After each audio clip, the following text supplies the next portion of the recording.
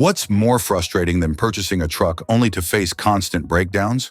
Today, we're ranking the absolute least desirable pickup trucks that buyers have consistently shunned. These aren't merely underwhelming vehicles.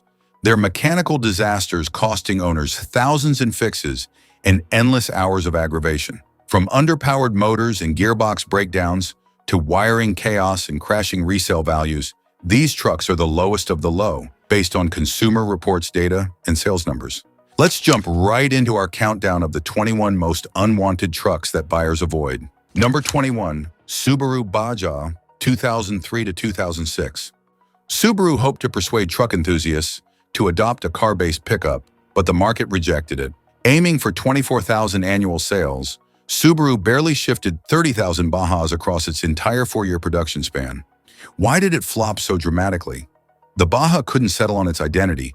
Truck fans found it too compact and car-like, while Subaru's loyal sedan buyers weren't swayed by its odd design and limited practicality. Reliability wasn't awful, sharing parts with the Outback, but the 2.5-liter Boxer engine was infamous for external head gasket issues around the 80,000-mile mark. The cargo bed was barely functional, too tiny for most truck tasks. By 2006, sales had plummeted to just 5,000 units before Subaru wisely ended production. Number 20, Chevrolet Silverado 1500 Hybrid, 2009 to 2013. General Motors' initial stab at a hybrid pickup was a catastrophe that almost nobody bought. In its launch year, Chevy sold fewer than 250 units. Even at its height, this eco-conscious truck barely hit 1,500 yearly sales, while standard Silverados moved over 300,000. The two-mode hybrid system, co-developed with BMW and Chrysler, added immense complexity without delivering significant advantages. City fuel efficiency improved by just 33% over the regular model. Owners who took the plunge faced numerous issues. The high-voltage battery pack under the rear seat could overheat, triggering a major recall. All this trouble came with a $4,000 premium over the standard truck and reduced towing capacity. By 2013, GM silently axed this experiment that buyers had already dismissed. Number 19, Toyota Tundra, 2022. Toyota earned its name for dependability, making the 2022 Tundra's troubles all the more stunning. Consumer Reports ranked the redesigned Tundra dead last in reliability among full-size trucks, even revoking its recommended status, a rare step for a Toyota vehicle. The issues began with the new twin-turbo 3.5-liter V6 engine. Owners reported warning lights and power drops due to failing wastegate valves in the turbochargers. Toyota issued a major recall, but the harm to its reputation was done. The new multi-link rear suspension also proved troublesome when a recall revealed that rear axle nuts were loosening. Toyota sold about 104,000 Tundras in 2022, a modest uptick from the prior generation's 81,000 units, but far below the 653,000 F-Series trucks Ford sold that year. Number 18, Toyota T100, 1993 to 1998. Here's a rare case where reliability wasn't the problem, yet almost nobody purchased the truck anyway. The T100 was Toyota's first shot at a full-size pickup, and it missed the target in nearly every way. Despite Consumer Reports giving it above-average reliability scores, the T100 peaked at just 40,000 annual sales, a fraction of domestic trucks numbers. By its final year in 1998, Toyota moved a measly 6,000 units. What went wrong? The T100 was stuck in limbo, slightly smaller than true full-size trucks, with no V8 option. The truck was underpowered at 150 to 190 horsepower and overpriced for its abilities. The T100 taught Toyota a tough lesson that later led to the more successful Tundra. Number 17, Lincoln Blackwood, 2002. Want to witness a true sales catastrophe? Lincoln projected 10,000 yearly sales for its luxury pickup, but the Blackwood was discontinued after just 1 year, with only 3,383 units ever built. The Blackwood perfectly shows what happens when designers favor extravagance over actual truck utility. Its carpeted cargo bed had a power tonneau cover that sealed it like a suitcase, rendering it useless for real truck tasks. The cover often malfunctioned, and water leaks were frequent. Lincoln offered it in only one setup: black exterior, black interior, rear-wheel drive. No 4x4 option was available on a $52,000 truck in 2002, a deal-breaker for many luxury truck buyers. Many units lingered on dealer lots unsold into 2003, requiring huge discounts to clear. Number 16, Dodge Ram 1500, 2013. The 2013 Ram 1500 marked a low point for a brand that later climbed reliability rankings, but this model was a disaster. Consumer Reports gave it a dismal 15 out of 100 reliability score due to widespread issues. Owners reported cylinder head failures that cracked under stress, requiring expensive replacements. The fuel system was prone to leaks and malfunctions, while the four-wheel drive system often failed to engage properly. Sales in 2013 were decent at around 355,000 units, but the truck's reputation took a hit as repair costs mounted. The 5.7-liter Hemi V8 suffered from valve issues, and the transmission was sluggish. Ram issued recalls for faulty tie rods and electronic stability control issues, further eroding trust. The Ram 1500's early 2000s 10 struggles pushed buyers toward competitors. If you're hooked on this countdown, tap that subscribe button now. We're just hitting the truly awful trucks. Number 15, Chevrolet SSR, 2003 to 2006. The SSR wasn't just a truck, it was a rolling identity crisis. Chevy crafted a convertible pickup with retro flair that appealed to neither truck nor sports car fans. In its best year, Chevy sold just 9,000 of these oddities. The retractable hardtop, the SSR's defining feature, was its biggest headache. Owners often reported roof mechanisms that jammed, leaving tops stuck halfway or misaligned. Early models came with an underpowered 5.3-liter V8 and a 4-speed automatic, making the heavy truck sluggish despite its sporty ambitions. The tiny cargo bed was practically useless, and the $42,000 starting price put it in Corvette territory. Chevrolet halted production after moving just 24,000 units over 4 years, far below projections. Number 14, GMC Canyon, first generation, 2004 to 2012. The first-generation Canyon shared all its components with the Chevy Colorado, meaning it also inherited all the same flaws. Consumer Reports rated early models well below average in reliability. GMC aimed to position the Canyon as a premium midsize offering, but buyers weren't convinced. By 2012, GMC was moving just 2,200 units yearly, barely enough to keep the factory running. The 3.5-liter 5-cylinder engine was a ticking disaster. Many owners faced cylinder head failures requiring costly replacements. Electrical gremlins plagued these trucks, with faulty gauge clusters and ignition switches common. By the end, most GMC dealers didn't bother stocking Canyons on their lots. Number 13, Chevrolet Colorado, first generation, 2004 to 2012. When a truck lands on Consumer Reports used cars to avoid list, you know it's trouble. The first-gen Colorado started strong, with 150,000 units sold in 2005, but ended with a mere 4,000 sold in 2012. The Colorado's reliability woes stem from its unusual inline engines, a 2.8-liter 4-cylinder and a 3.5-liter 5-cylinder. The 5-cylinder proved especially problematic, with cylinder head defects causing misfires and power loss. Electrical issues were rampant, instrument clusters often failed, and many owners replaced faulty ignition switches. Several recalls hit the Colorado, including one for brake lamp switches that failed, meaning brake lights wouldn't activate, a serious safety concern.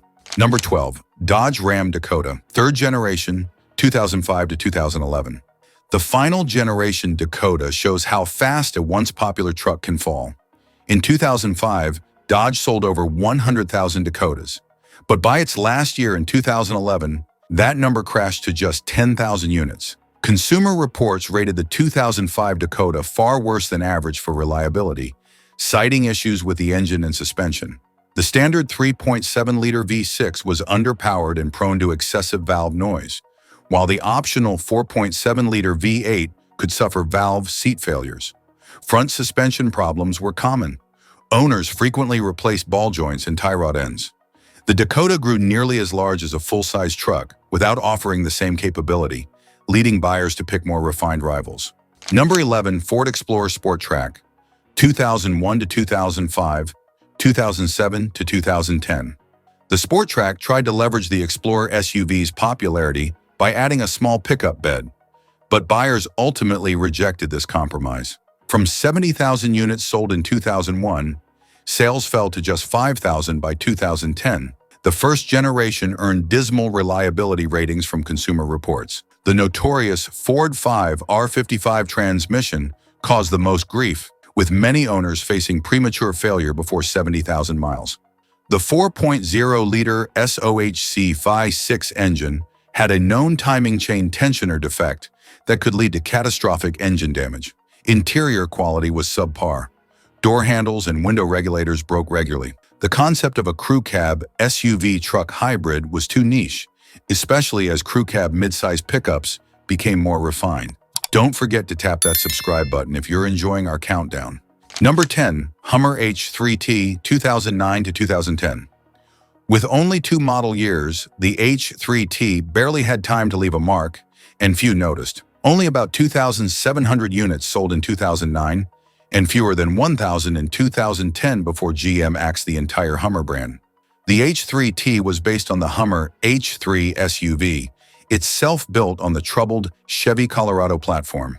It inherited all the same reliability issues, including the problematic 3.7-liter 5-cylinder engine with cylinder head problems.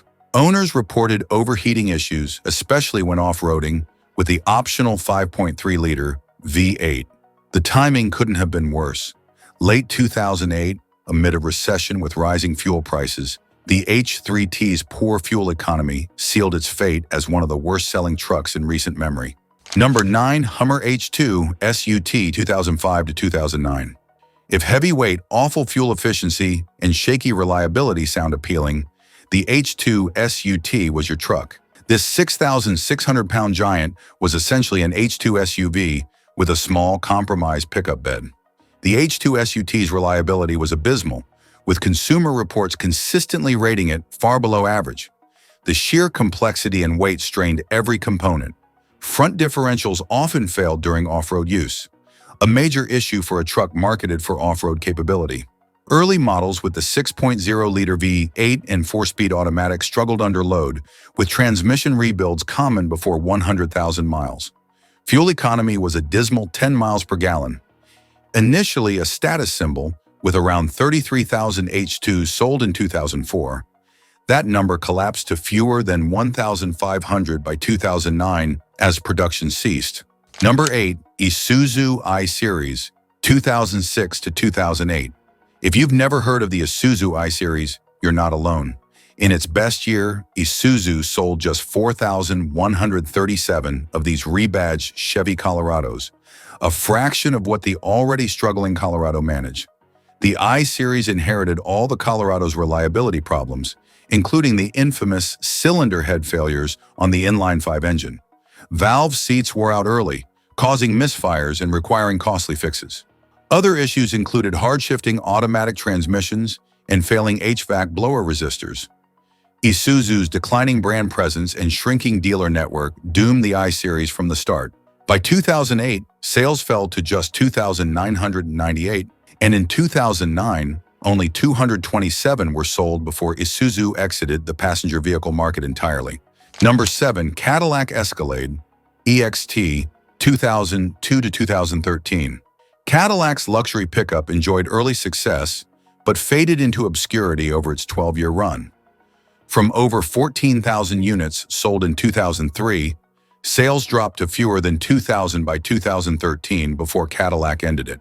Despite its premium positioning, the EXT consistently scored poor reliability ratings from Consumer Reports. Air suspension failures were rampant. Rear auto-leveling shocks often failed, leading to pricey repairs. The first generation, 2002 to 2006, used a 6.0-liter V8 and transmission barely adequate for the Escalade's weight. The second generation got a stronger 6.2-liter engine, but introduced cylinder deactivation issues, causing misfires. Complex electronics were a constant headache. Navigation systems glitched, and door handles broke. As gas prices spiked in 2008, EXT sales collapsed. Number 6. Lincoln Mark LT 2006 to 2008. After the Blackwood fiasco, Lincoln tried again with the Mark LT and failed again. Sales peaked at 12,753 in 2006, before plummeting to 4,631 by 2008, forcing Lincoln to discontinue it after just 3 U.S. model years. Reliability was below average, mirroring the 2004 to 2006 F-150's known issues. The 5.4-liter Triton 5.8 was notorious for problems, including a loud ticking from cam phasers and spark plugs that seized during removal. Owners also reported 4x4 systems failing to engage in power window failures. Ultimately, buyers realized the Mark LT was just a fancied-up F-150 without meaningful advantages. Ford replaced it with the F-150 Platinum trim, offering the same luxury. Number 5. Suzuki Equator, 2009 to 2012. The Equator exemplifies what happens when a fading brand tries to stay relevant through badge engineering. Suzuki projected over 5,000 annual sales, but averaged only about 2,000 yearly. In total, just 5,808 Equators were sold in the U.S. As a rebadged Nissan Frontier, the Equator inherited all its mechanical issues. Early models could suffer the radiator transmission cross-contamination problem, where coolant leaked into the transmission fluid, often requiring a new transmission. After Suzuki exited the U.S. market in 2012, Equator owners struggled with parts availability. Buyers had no reason to pick the Equator over the identical Frontier, which had Nissan's larger dealer network. Number 4. Mitsubishi Raider, 2006 to 2009. The Raider was Mitsubishi's doomed return to the pickup market, and it failed spectacularly. Fewer than 10,000 sold in its best year, with sales crashing to just 1,946 in 2009. By 2010, only 9 Raiders were sold. Yes, single digits, as dealers cleared inventory. As a rebadged Dodge Dakota, the Raider inherited all its reliability issues. Common problems included front suspension ball joints, wearing out early, and weak blower motors for air conditioning. The mix of zero brand recognition in trucks and Mitsubishi's shrinking dealer network meant almost nobody bought the Raider. It stands as one of the quickest exits in the pickup segment, lasting just 4 model years. Number 3. Jeep Gladiator, 2020 to 2021.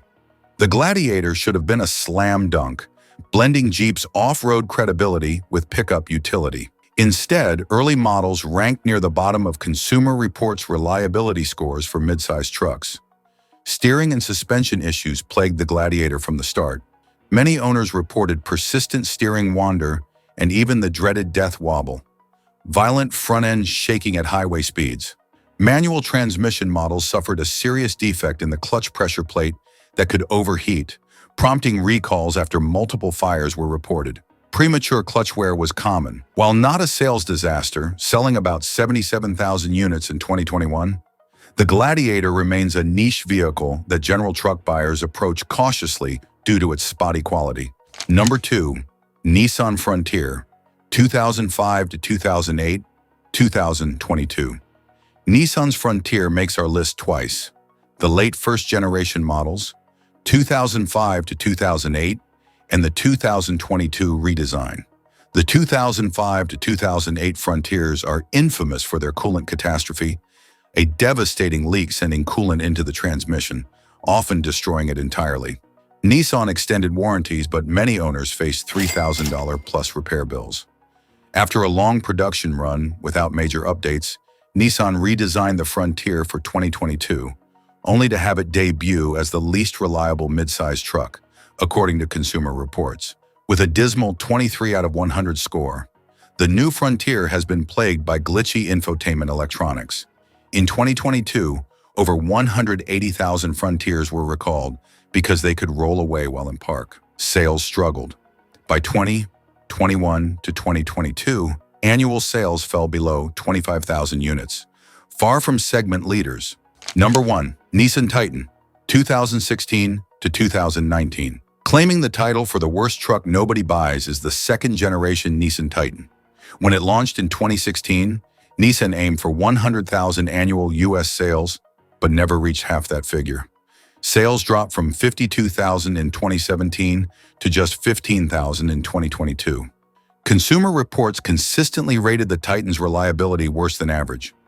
Owners reported frequent drivetrain and build quality issues. The 2016 Titan's new 7-speed transmission suffered hard shifting, problems Nissan never fully resolved. The optional Cummins diesel in the Titan XD faced fuel pump failures.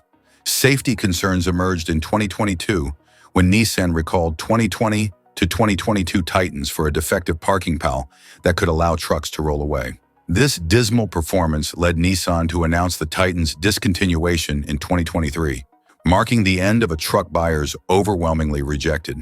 There you have it, the 21st worst trucks that almost nobody wants to buy, according to Consumer Reports data and sales figures. From badge-engineered flops to luxury trucks with identity crises, these vehicles serve as warning tales for manufacturers and buyers alike.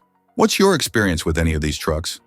Drop a comment below and share if you've owned one of these mechanical nightmares or if you think another truck deserved a spot on our list. Don't forget to subscribe for more automotive content, and we'll catch you in the next video.